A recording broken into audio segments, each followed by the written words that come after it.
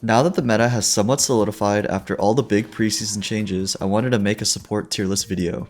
12.22 was the preseason patch that had major changes to the jungle and introduced and tweaked a lot of the bruiser/tank items.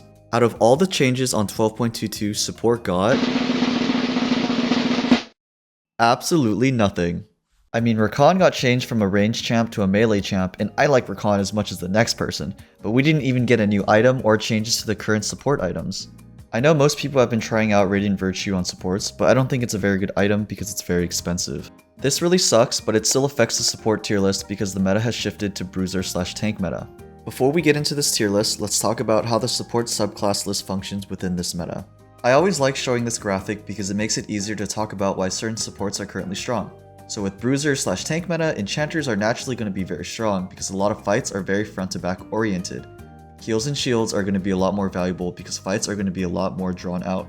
With that being said, here's my 12.23 support tier list. Enchanters are currently very strong, and when they are, naturally hook champs will also become meta because they counter them.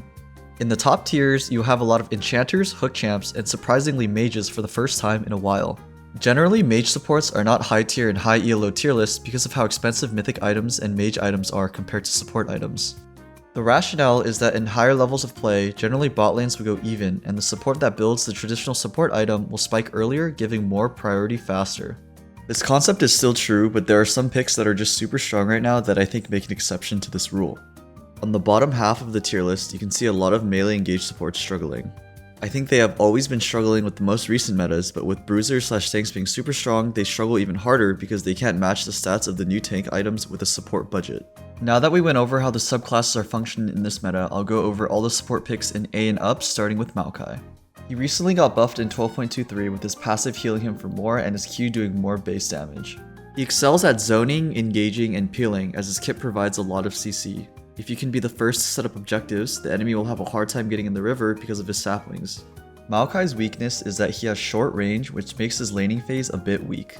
It can feel like a 2v1 lane if he is playing against a long-ranged enchanter. It also feels pretty bad to play against a scaling enchanter that can sit back and play safe because he gets outscaled. Moving on to Pyke now, he's pretty much the same as he was last season. Like I said before, if enchanters are meta, hook champs are the counter meta, and he has a very good counter pick into them.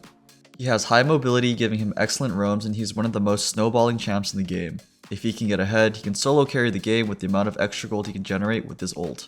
Pyke is really bad if he's behind due to the nature of his playstyle. He also does not scale well at all into the late game as he is very squishy. He also has a decent amount of bad matchups, so he is not a good blind pick. Next, we have one of my favorite champions in my pocket pick, Karma. She is one of the best blind picks in the game as she has very little bad matchups. Her kit allows her to poke and outrange most supports, and she excels in all-ins because of Mantra W, giving her lots of agency. She also has a lot of utility built in her kit. Karma's weakness is that she is bad if she is behind and does not scale well compared to most enchanters. Her biggest strength is poking out the enemy during laning phase, but damage in the later stages of the game is not as useful as abilities with utility. Moving on to Taric now, he is a hybrid enchanter melee engaged champion that is the best pick into hook champs. His abilities allow him to scale very well into the late game, and he is still super useful if behind. The heals, CC, and his ultimate are amazing abilities that are useful at all stages of the game.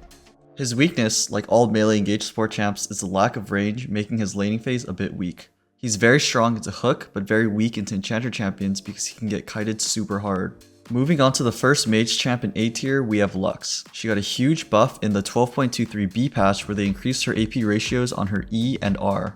I think she is super overtuned right now, and the buff makes her the exception to my support versus mage budget discussion. If you're gonna play her, go the mage route rather than the enchanter route. Her strength is that she is a good blind/flex pick because she is being played a lot mid as well. She beats most enchanters in lane. With her range and bind, she has a lot of kill pressure. Because of the increased AP ratios, she has tons of damage, and she is able to follow up on a lot of plays due to her range on her E and R. Lux's weakness is that she's bad to hook champs because of her lack of escape and bad mobility. If you miss position or miss a skill shot, you will most likely die. Also, like all mage supports, if you are behind, you're going to be very weak. Next, we have Rakan.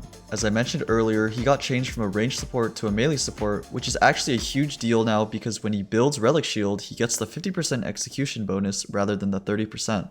This gives him a lot more priority in lane, which in turn gives him more agency.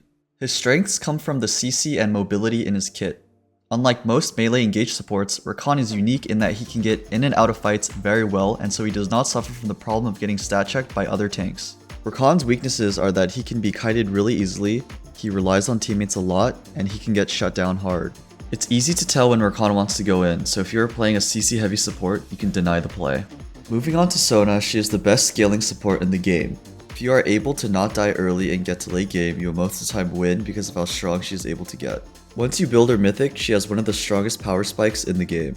Sona's weaknesses is that her early game / laning is very bad because of her lack of hard CC until 6 and her high mana costs. Moving on to Zilean, his biggest strengths is that he has a lot of utility in his kit. The 99% slow and AoE stuns can be huge in teamfights, and he has one of the best ults in the game, being able to revive a teammate.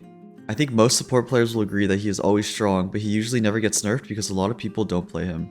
Zilean's weaknesses, like most scaling enchanters, is that he has a weak early game / laning due to his long cooldowns and high mana costs. Next we have Bard. He has one of the most unique kits in the game, giving him lots of utility and good roams. With well-timed ults, he has the potential to solo carry teamfights. Bard's weaknesses is that he has a bad early / laning apart from his level 1, he needs to scale as he is a mid-late game support, and he is a potential play breaker. If you have a really bad ult, you could solo throw the game. Moving on to Rell, I think a big part as to why she is strong right now is because of tank meta and her ability to steal resistances. If you didn't know, her autos in Q reduces armor and magic resist for champions hit, and she gains those stats. Apart from that, she has lots of CC and huge playmaking potential. A big weakness for Rell is that she is super slow. Once you're dismounted, you get punished very hard if you have a bad W. She also has a lot of bad matchups where it's hard to do anything in lane. At the top of A, we have Blitzcrank. Because it is enchanter meta, he is currently thriving as he is a hard counter to them. He is useful at all stages of the game, even if he's behind, because he can land that one game-winning hook on an important carry to insta-win a teamfight. Blitzcrank's weakness is that he can throw fights if he grabs a tank / bruiser in the backline because you're pretty much giving them a free dash to your team. He is also hard to play in certain team comps. If the enemy has lots of tanks and bruisers, it's hard to find a good hook. Enemy ADC can draft things like Ezreal Sivir, something to hard counter Blitz. The last thing is that if you're having a bad game and missing all your hooks, it feels bad, man. Starting off the S tier, we have Heimerdinger. I absolutely hate playing against this champion. It was the worst thing to happen to bot lane since Yuumi. But anyways, here are his strengths. He has lots of pressure in lane because he's able to perma push with his turrets, which gives him perma prio in rotations. His kit also gives him strong zoning, poke, and CC. Once you build Rylai's, he becomes even harder to deal with as his abilities will slow. Heimer's weakness is that he is immobile and he is bad if he's behind. These are all very common things for the mage class. Moving on to my favorite champion, we have Janna. She recently got nerfed in the 12.23b patch where they lowered her movement speed and lowered the base AD on her shield. Even after the nerfs, I still think she's very broken because the thing that makes her strong is her interaction with Glacial as well as her CC from her kit. I think no matter what the meta, Janna will always be strong unless they nerf her stats super hard like they did Thresh. She differentiates herself from other enchanters in that her strengths are from her CC rather than her heals and shields. Janna's weakness is that she struggles against poke champ comps. You can't utilize her kit well if there's nothing to peel in an enemy draft where they have a lot of poke. She has a weak laning phase due to her kit being revolved around peeling, and she is a potential play breaker. You can have an ult that can save the enemy and lose you a fight. Next we have Amumu. He got changed in 12.23b in that they increased his mana cost on his Q, but increased the damage on his W and E. His strengths come from the CC in his kit. He can engage and disengage very well with his Q and R, and his passive enables mages on his team to do more. His passive makes it so that his autos and ulted targets receive 10% bonus true damage from all incoming pre-mitigation magic damage. His biggest weakness is that he loses very hard to melee engage supports. Because of this, he is a bit hard to blind pick, but people have been playing Amumu in the jungle again, so if that becomes really popular, it could be a good flex pick. Moving on to Renata, she is a very good pick as her kit gives her lots of tools to engage and disengage. She has the ability to enable her carries with her W, and she is a great blind pick due to her strong laning. Renata's biggest weakness is her low mobility. She's a very slow and calculated champion, so you need to position her well. Finally, moving to our last champion, we have our favorite fish, Nami. In a meta with bruisers and tanks, her versatile kit enables her team to carry. She has everything you would want in a support as she has hard CC, a slow, heal, an ability that amplifies damage, and a movement speed buff. She has a lot of tools to deal with different matchups and ADC pairs, making her a strong laner. Her weakness is that she has low mobility and it can be hard to land a bubble if the enemy team has a lot of fast champions. She also is pretty mana hungry in the early stages of the game. And that concludes my 12.23 support tier list. I don't think a lot will change when Season 13 starts because the meta is already settled.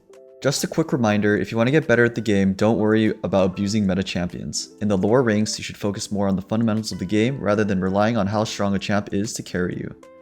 Thank you so much for watching. I know I've not been posting as frequently, but I'm looking to change that once the new year begins. Thank you so much for the support. As always, feel free to ask any questions. I answer most comments for all my videos. Until next time, goodbye.